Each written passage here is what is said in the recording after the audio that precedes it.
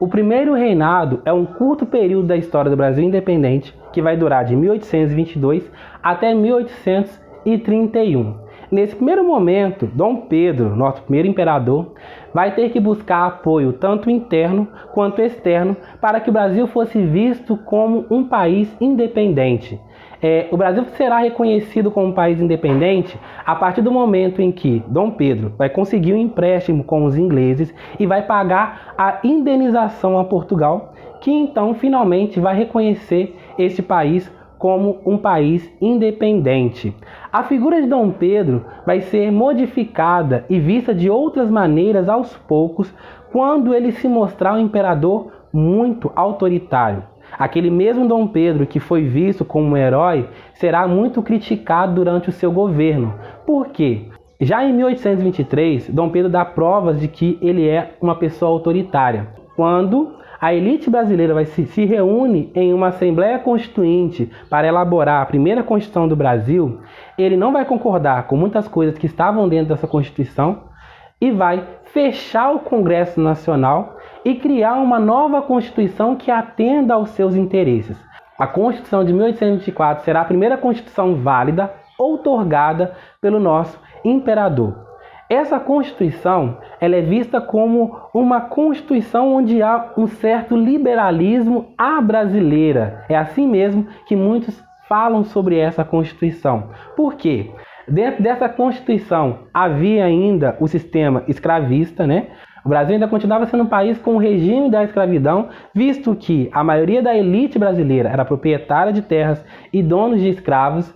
O voto dentro dessa Constituição era um voto censitário, ou seja, para votar e participar de eleições, né, de votações, deveria ter uma renda mínima. A pessoa deveria ter uma renda mínima. E tinha também a questão dos 4 poderes.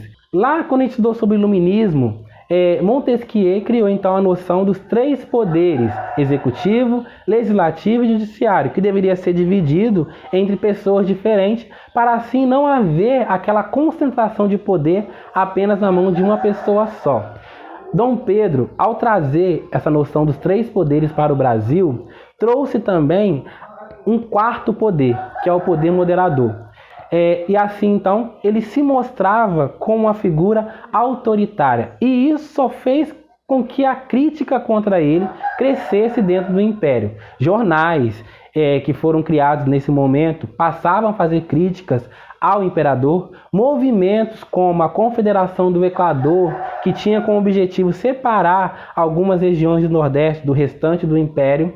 Mas Dom Pedro conseguiu, então, acabar com esse movimento, mandando tropas que conseguiram prender os principais líderes desse movimento.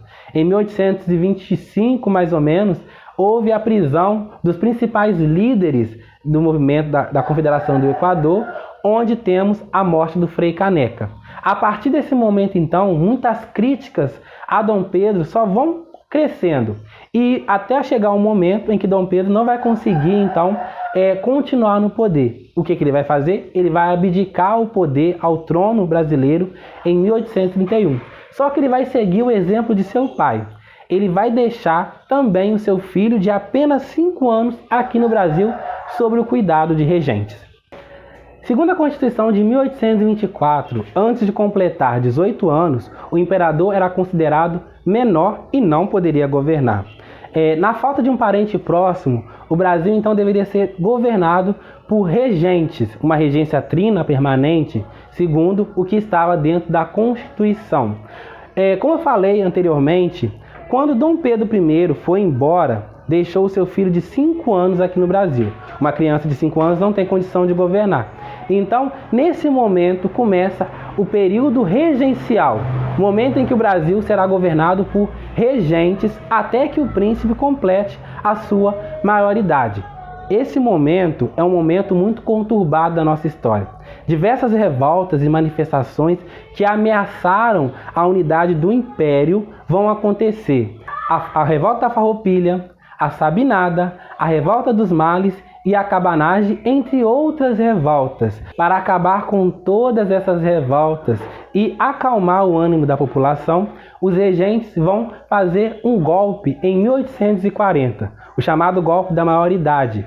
Com apenas 14 anos de idade, o príncipe foi aclamado imperador. Sim, uma criança de 14 anos foi aclamada como nosso segundo imperador. Dom Pedro II, então, sobe ao poder e inicia, então, o segundo reinado. O segundo reinado vai ser um período mais longo da história do Brasil Império, que vai durar de 1840 com o golpe da maioridade e terminar em 1889 com a queda da monarquia e a expulsão da família real do Brasil. Nesse período temos uma calmaria em relação aos aspectos políticos. Temos dois partidos separados, né? O Partido Liberal e o Partido Conservador, só que esses dois tinham as mesmas ideias, tinham as mesmas ideologias. Segundo a visão de muitos historiadores, eles eram farinha do mesmo saco.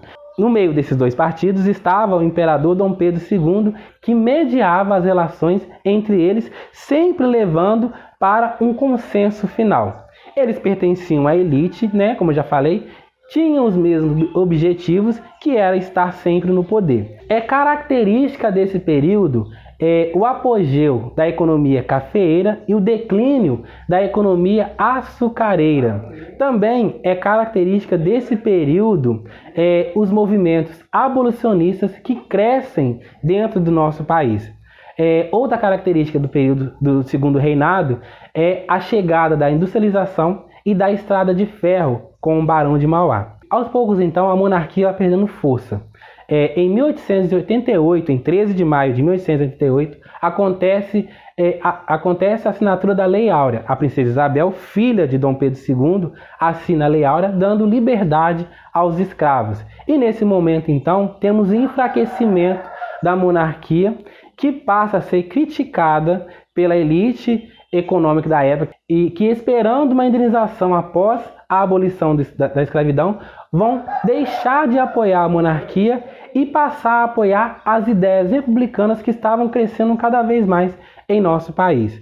Assim, então, em 15 de novembro de 1889, acontece a proclamação da República em nosso país. Alguns chamam de golpe da República, né? O imperador não esperava que ele fosse destituído e muito menos o povo esperava que isso acontecesse. A família real foi expulsa do Brasil e assim, então, inicia a história do Brasil República que estamos vivendo até os dias atuais.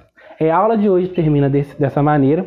Eu espero que vocês tenham adquirido algum conhecimento com essas videoaulas que eu passei para vocês. Até o próximo.